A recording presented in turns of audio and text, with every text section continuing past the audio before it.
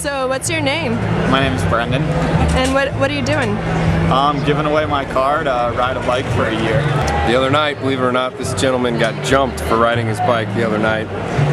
My buddy and I were riding home the other night and got jumped by 4 guys in a truck. And I got my teeth knocked out, and my other buddy got hit a couple times. So biking's about the best thing you can do. It's an easy way to help out against using oil and helping save the world every little bit.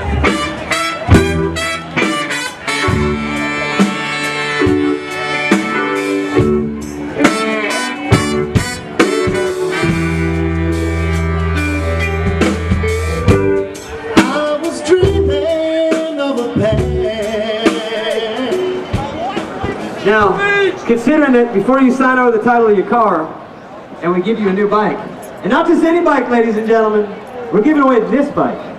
There it is. And that bike will take you everywhere you want to go. Whether it's fast, whether it's slow. I'm doing a sweet job of selling it. Do you have anything to say for this ridiculous act in which you are about to engage? This is awesome. You heard it here, sports fans. This is awesome. We're all basking in the glory of your awesomeness. Would you put that title up here, please? The betterment of mankind.